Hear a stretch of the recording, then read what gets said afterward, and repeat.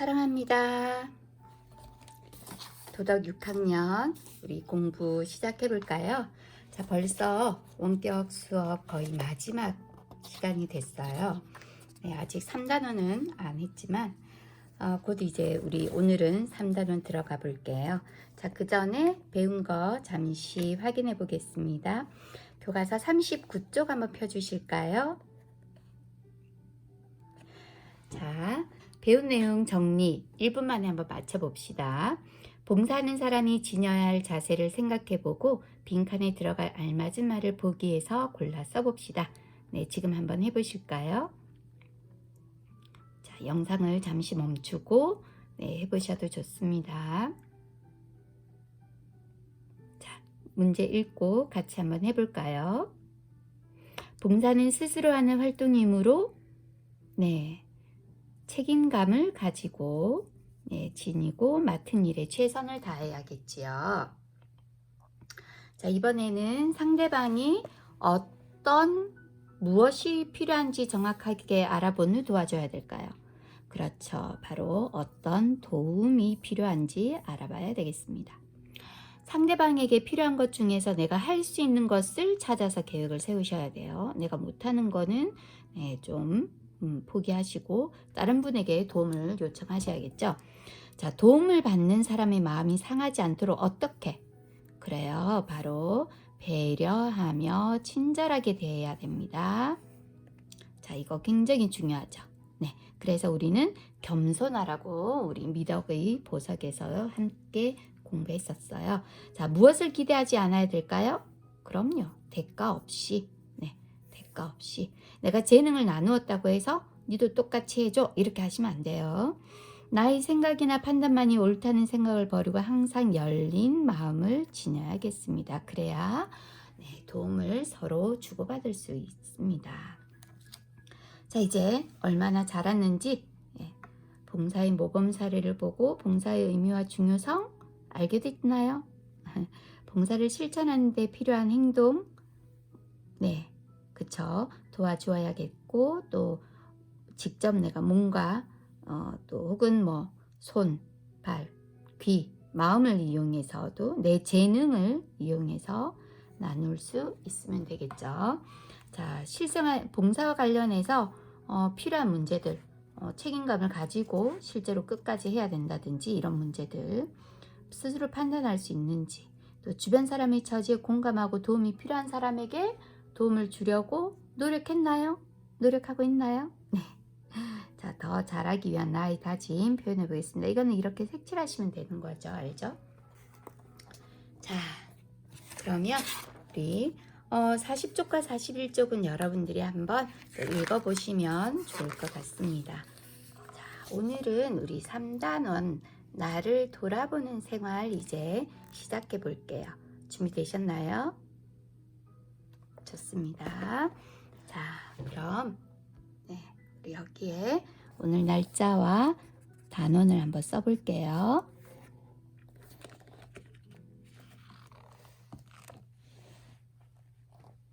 보이시죠? 네. 자, 날짜 7월. 자, 며칠 무슨 요일인지는 여러분들 날짜에 맞춰서 쓰시고요.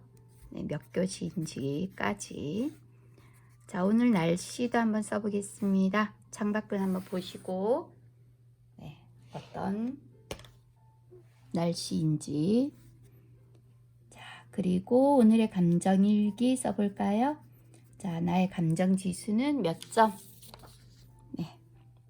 뭐 예를 들어서 9.3점이다. 그러고 감정 단어를 써봅니다. 감정 단어 우리 공책 뒤쪽에 선생님이 붙여놓으라고 했던 게 바로 이거죠. 감정의 종류를 찾으시고요.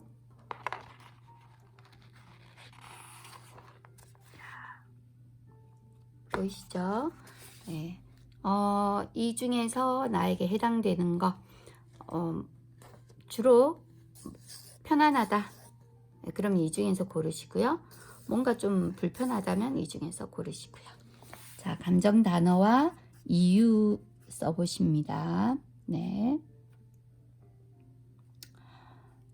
그러면 이 밑에다가 네, 별표를 하나 하시고요. 내가 원하는 감정. 내가 원하는 감정 한번 써보세요. 네, 주로 내가 원하는 감정은 기쁨의 감정 중에서 고르셔야 돼요. 여기 1번부터 네, 17번까지 있는 이 중에서 고르셔야 됩니다. 감동하다, 고맙다, 기대되다, 기쁘다, 만족스럽다, 뿌듯하다, 사랑스럽다, 설레다, 신나다, 안심되다, 자랑스럽다, 자신만만하다, 즐겁다, 편안하다, 행복하다, 흥분되다, 힘나다. 지난 시간에 대면 수업 때 같이 했었는데 혹시 또 네, 자, 내가 원하는 감정 이 중에서 선생님은 만족스럽다 아니면 뭐 뿌듯하다 이런 감정을 느껴보고 싶어요. 자, 이 감정을 느낄 수 있는 방법 어떻게 하면 이 감정을 느낄 수 있을까?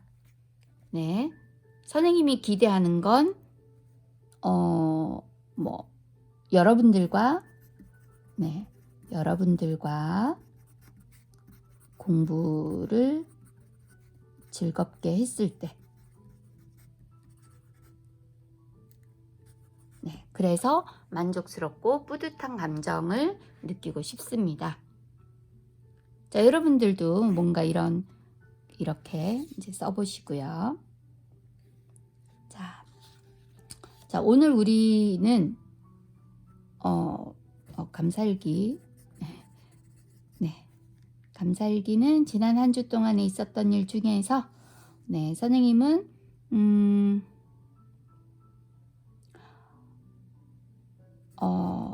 감정을 확인하고 나를 돌아볼 수 있어서 감사합니다.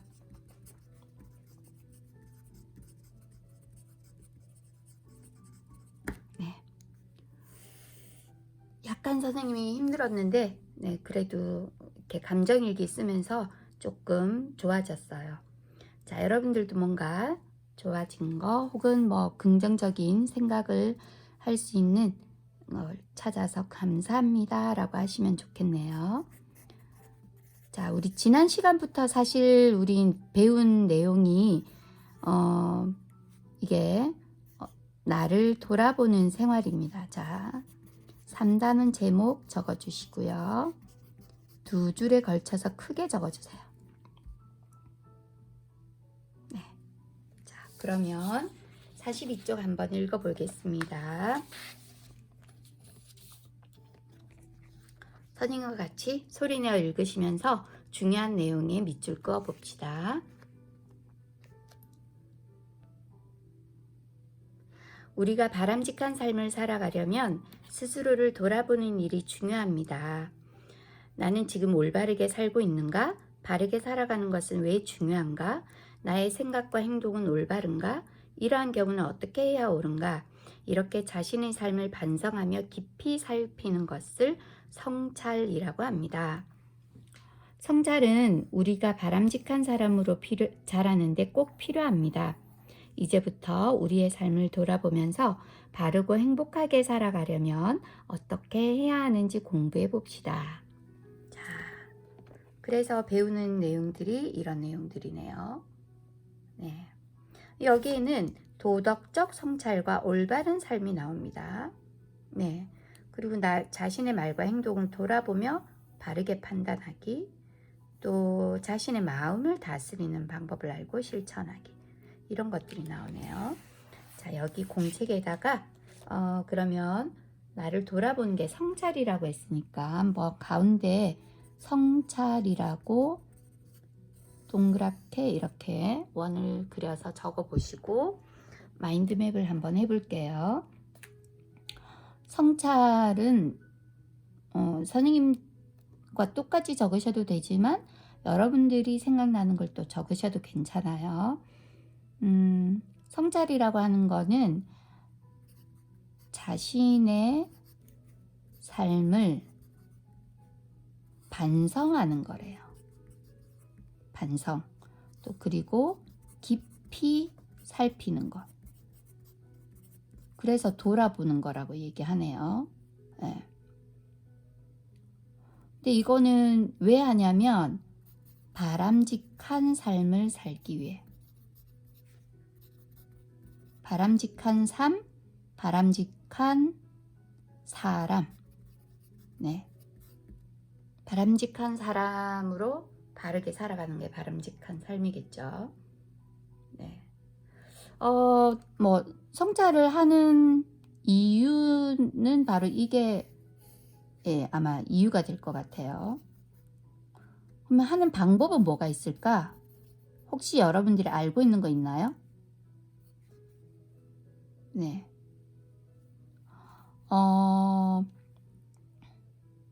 뭐 일기 쓰기라든지, 그쵸?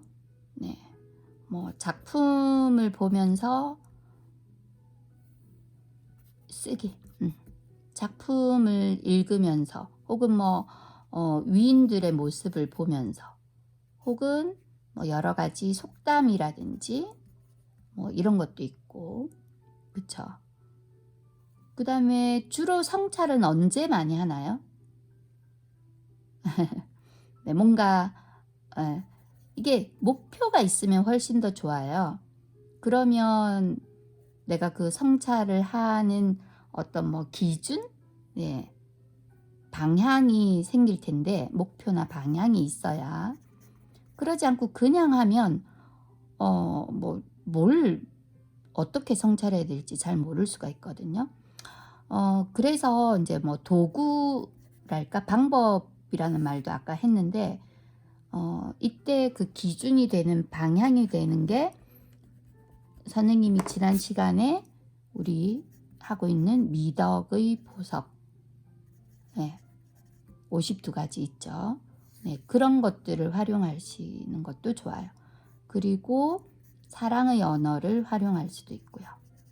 또 내 감정을 확인할 수도 있어요. 감정. 예. 그래서 우리가 이런 거 지난번에 배웠던 것들을 활용해서 한번 해보도록 하겠습니다. 자, 그러면 이번 시간에는 그래도 제일 먼저 시작하는 것은 바로 올바른 삶과 도덕적 성찰.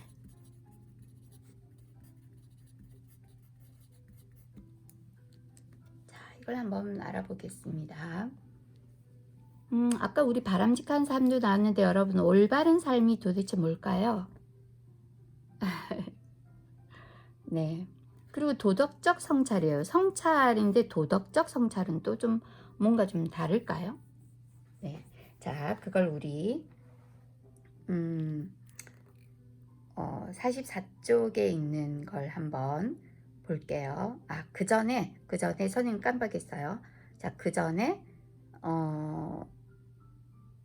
지금 그 선생님이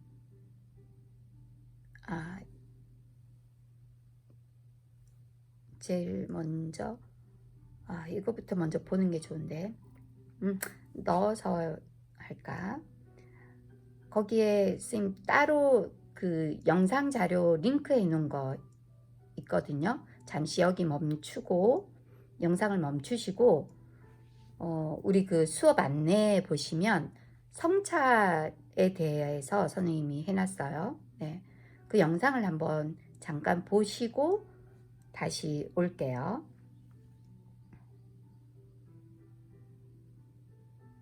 자, 보셨나요? 네. 거기에도 성찰이 나와 있는데 이 말을 하나 더 추가해 보고 싶어서, 선생님이 성찰은 자신의 삶을 이렇게 돌아보는 걸 했잖아요. 그래서 다른 말로 하면 자기 이해인 거죠. 자기 이해 지능. 네. 우리가 1단원에서 그 지능이 있었죠. 네. 8가지 지능. 어디 갔지? 네.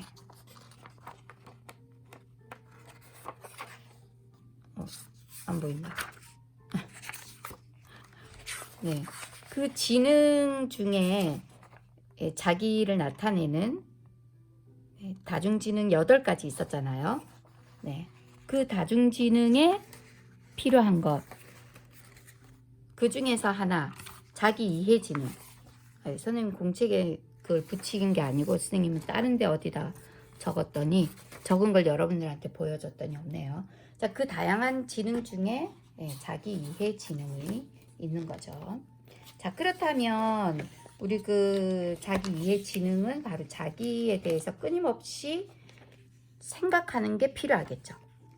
자기를 잘, 그게 이제 성자라는 것이 바로 자기에 대해서 계속 끊임없이 생각하는 걸 말하거든요. 자, 그 생각하는 걸 도와주는 게 바로 여러 가지 도구이고, 우리가 그걸 한번 해보는 거죠. 자, 그렇다면 교과서 44쪽을 한번 보도록 하겠습니다. 자, 44쪽에 보시면 이황과 콩밥이라는 이야기가 나옵니다. 자, 퇴계 이황 선생님 여러분들 잘 아시죠? 네, 그분의 이야기예요. 같이 한번 볼게요. 읽어봅시다. 자, 읽으면서 여러분들이 느낀 거 한번 찾아봅니다. 이황은 과거를 보려고 한양으로 길을 떠났습니다. 산길을 걷던 중 식사 시간이 되었으나 마땅히 식사할 곳이 없어 어쩔 수 없이 산중에서 밥을 해먹기로 했습니다. 그런데 집에서는 분명 쌀만 갖고 왔는데 하인이 지어온 밥은 콩밥이었습니다. 이를 의아하게 여긴 이황이 하인에게 물었습니다. 우리는 콩을 챙겨오지 않았는데 어찌하여 밥에 콩이 섞여 있는 것이냐? 이황이 다그치자 하인은 마지못해 대답했습니다. 근처에 콩밭이 있기에 콩을 조금 따서 밥에 넣었습니다. 그 말을 들은 이황은 잠시 생각에 잠겼습니다. 그리고 말했습니다. 그럼 콩을 훔쳐온 것이 아니냐? 안 된다. 사람은 바르게 살아야 한다. 자, 콩밥. 네. 자, 우리가 여기 이제 교과서에는 이렇게 나와 있네요. 근처에 콩밭이 있어서 콩을 몇 개 따서 밥에 넣었습니다. 근데 이황은 그러면 안 된다. 사람은 바르게 살아야 한다. 이게 무슨 뜻일까요? 왜 그러면 안 된다라고 말을 했을까요? 네. 자, 하인이 콩을 몇 개 따서 그 밥에 넣은 이유는 그쵸? 주인을 생각해서 콩이 몸에 좋으니까. 근데 뭘 미처 생각하지 못했을까요? 그쵸? 근처에 콩밭이 있었는데 그거는 내가 정당하게 대가를 주고 구입한 게 아니죠. 그냥 몇 개 따서. 자, 이황은 사람은 발음이 안 되지. 바르게 살아야 한다라고 말했어요. 왜? 그렇죠. 정당하게 돈을 주고 대가를 지불하는 게 아니고 그냥 나쁘게 말하면 훔쳐온 거죠. 네. 그래서 바르게 살아야 한다라고 말했어. 이거는 뭘까요? 정직해야 한다는 거죠. 여기서는 대가를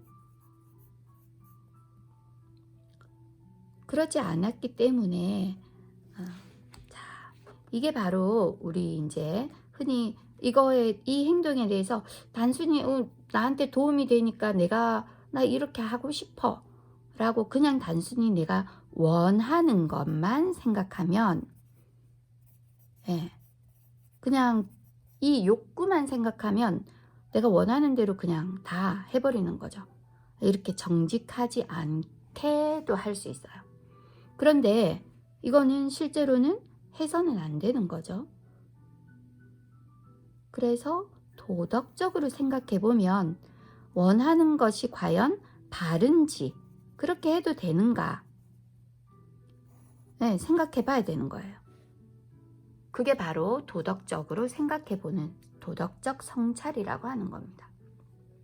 자, 그러면 이 도덕적 성찰이란 뭘까? 자,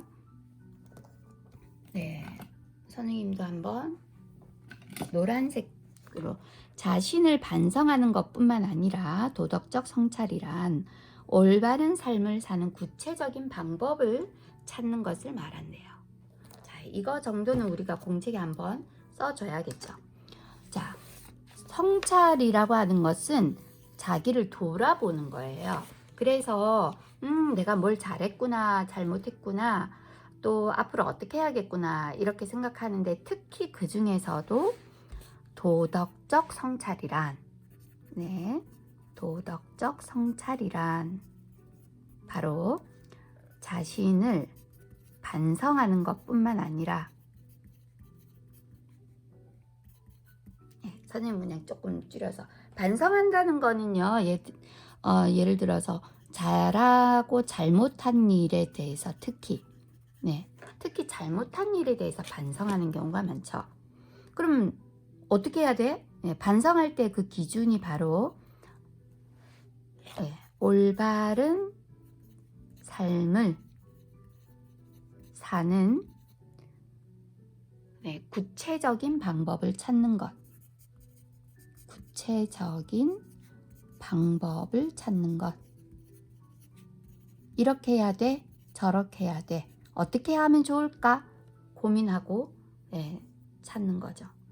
그럼 도덕적 성찰은 왜 중요할까요? 우리 여기에 있는 질문 있죠? 모든 사람이 옳지 않은 행동을 하고도 스스로를 돌아보지 않는다면 세상은 어떻게 될까요? 옳은지 옳지 않은지에 대한 기준에 대해서는 우리가 또 여러 가지 논의를 할 수도 있겠죠. 어떤 거는 확연하게 이건 옳아, 이건 옳지 않아 이렇게 드러나는 경우도 있지만, 사실 드러나지 않는 경우도 있어요. 그러면 우리가 토론을 해봐야 됩니다만, 일단은 옳지 않은 행동을 하고도 스스로를 돌아보지 않는다면, 그럼요, 세상은 자기가 하고 싶은 대로만 하고, 그래서 나쁜 행동, 다른 사람을 해하는 행동, 굉장히 좀 그런 행동들을 많이 하게 되면 세상이 살기 힘들고 엉망진창이 될 수도 있겠죠.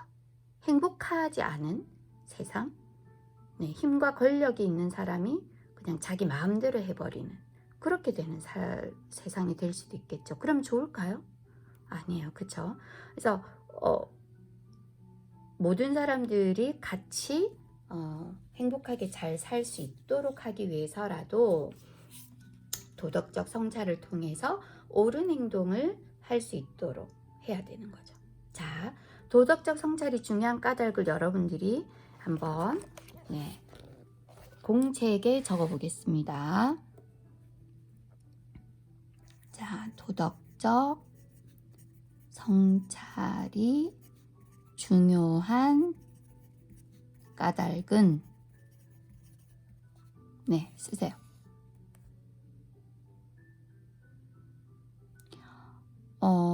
올바른 삶을 사는 방법을 찾아 실천하여 다 같이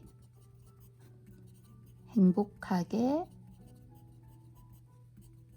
살 수 있도록 해주기 때문. 자, 선생님 이렇게 한번 적어봤습니다. 선생님 답이 정답 정해진 이 답만 있는 건 아니에요. 여러분들은 여러분들 생각대로 또 조금 다르게 생각할 수도 있겠죠. 자, 그렇다면 이제 올바르다라고 하는 거기 때문에 여러분, 이 올바르다의 기준은 약간 모호할 때도 있어요. 어려울 때도 있어요. 근데 우리가 지난번에 배웠던 이 미덕의 보석들 있죠. 사실 여기서 보면 굉장히 대부분 다 여기에 나와 있는 것들이 우리의 삶을 올바르고 혹은 행복하게 해주는 가치 기준이 될 수 있어요. 그래서 이렇게 올바른 삶이라고 했을 때 우리가 어떤 가치로움, 네, 미덕의 보석을 활용하면 되게 좋습니다. 자, 특히 이제 그 다음에 규칙이나 법이라든지 이런 것들을 가지고 그게 옳다, 옳지 않다 이렇게 많이 흔히 이야기를 하죠. 자, 그렇다면 노벨 이야기를 한번 읽어볼게요. 자, 자신을 성찰해서 훌륭한 삶을 살아간 사람의 모습을 탐구해 봅시다. 46조 노벨 이야기. 노벨이 누군지는 아시죠? 네, 지금 우리가 알고 있는 노벨상을 만든 분이에요. 노벨은 같이 읽어봅시다. 성찰한 부분을 찾아보세요. 노벨은 폭약의 한 종류인 다이너마이트를 발명해 인류 문명의 발전에 크게 공헌한 화학자입니다. 노벨에게는 형이 있었는데 그 형이 사망하자 프랑스의 한 신문 기자가 노벨이 사망했다고 착각해 죽음의 상인 사망하다라는 제목으로 기사를 썼습니다. 발명에 평생을 바친 노벨은 사람들이 자신을 바라보는 시선이 죽음의 상인 밖에 되지 않는다는 것에 큰 충격을 받았습니다. 그리고 자신이 사람들을 위해 발명한 폭약이 무기로 사용되어 많은 사람의 목숨을 빼앗았다는 것에 큰 죄책감을 느꼈습니다.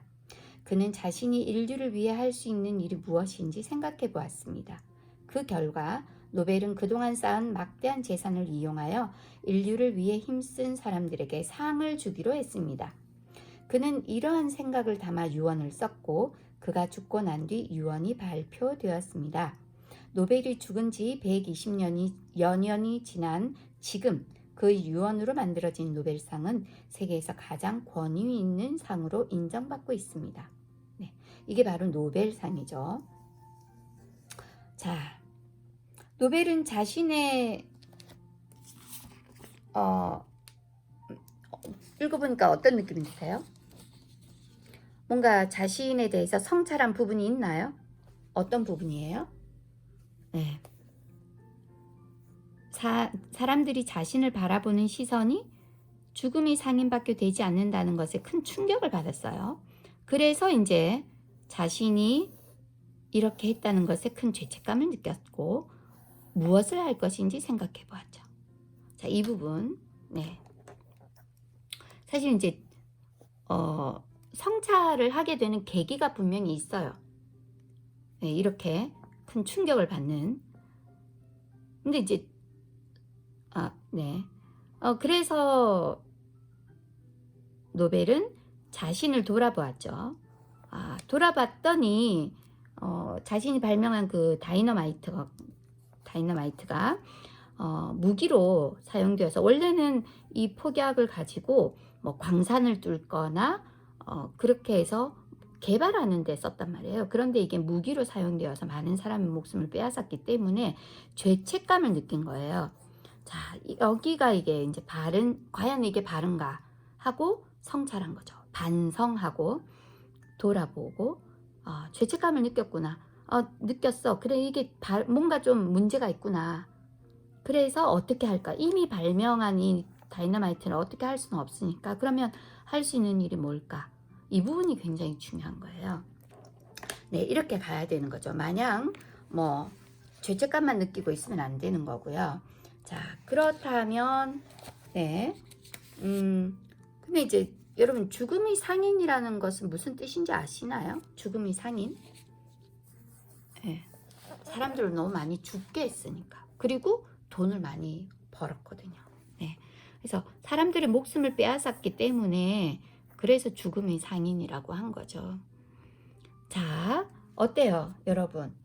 이렇게 비록 이제 이미 일어난 일에 대해서는 다시 되돌리기 힘든 경우가 많거든요. 그러면 거기에 대한 죄책감 혹은 양심의 가책을 느끼고 이렇게 뭔가 할 수 있는 일이 무엇인지 생각해 보는 것. 이게 굉장히 중요한 것 같아요. 그래서 다시 뭔가 되돌리거나 혹은 더 한 걸음 더 나아가거나. 자, 이게 바로 성찰입니다. 자, 그렇다면 성찰하는 삶이 왜 중요한지 한번 써보세요. 자, 여기 두 번째 질문 있죠, 여러분. 여기 성찰하는 삶의 자세가 왜 중요할까?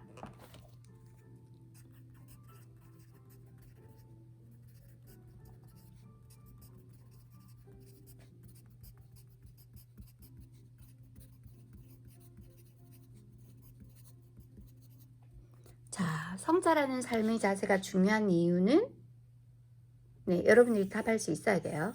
네. 방금 이런 이제 이야기를 읽고도 우리도 성찰할 수 있죠. 아, 죄책감을 느끼고 뭔가 할 수 있는 일이 뭘까? 단순히 그냥 고민만 하고 죄책감만 느끼다가 뭔가 자기가 더 이런 걸 생각하지 못하고 그냥 나는 쓸모없는 사람이야. 난 너무 큰 잘못을 저질렀어. 괜히 이걸 발명해서 큰 잘못을 저질렀어 하고 그냥 뭐 나쁜 마음을 먹거나 자기를 책망하기만 하고 끝냈다면 우리가 노벨을 이렇게까지 기억하지 못할 거예요. 근데 거기에서 한 걸음 더 나아가서 더 그러면 나의 그 실수나 혹은 잘못을 만회하기 위해서 뭔가 더 인류를 위해 기여할 수 있는 일이 뭘까? 이걸 이제 생각해 본 것이 굉장히 중요한 거죠. 그래서 성찰하는 것이 굉장히 중요합니다. 자, 우리가 지난번에 여러분 선생님이 지난 시간에 사랑의 언어 가르쳐 줬잖아요. 자, 이제 사랑의 언어를 여러분들이 얼마나 잘 실천하고 있는지, 나는 사람들에게 잘 이렇게 사랑을 베풀고 있는지 성찰해 보자고요. 네, 그죠? 이런 걸 잘 하고 있는가? 네. 인정하는 말, 사랑의 말을 잘 하고 있는가? 혹은 이것도 좋아요. 혹은 여러분, 내가 이런 감정을 가지고 그냥 막 맨날 분노만 하는 건 아닌가? 혹은 요즘에 이제 내가 원격 수업 생활을 하고 있는데 과연 나는 원격 수업 생활을 잘 하고 있는가? 슬기로운 원격 수업 생활을 잘 하고 있는가? 그쵸? 네, 그런 것들을 우리 교과서 47쪽에 성찰 일기를 한번 써봅시다. 자, 47쪽. 네, 그래서 지금부터는 47쪽 성찰 일기를 한번 써보고 우리가 다음 시간에는 성찰하는 다양한 방법들을 한번 해보겠습니다. 자, 이거 할 때 미덕을 꺼내어 가지고요. 미덕을 꺼내어서 한번 활용해 보시는 것도 좋겠습니다. 우리 사랑의 언어와 미덕을 활용해서, 자, 교과서 47쪽에 이렇게 써주세요. 사랑의 언어, 그리고 미덕의 보석을 보면서 나에 대해서 한번 자기의 모습, 나는 올바르게 생활하고 있는지 요즘 내가 나의 모습을 성찰해서 여기 한번 적어 보겠습니다. 자, 이거는 적은 거는 우리 오늘 써서 공책 사진 찍어서 원격 학습에 올려주세요. 수고 많았습니다. 우리 자신의 모습을 성찰해서 꾸준히 더 나은 삶을 살아보기로 해요. 다음 주에 만나요.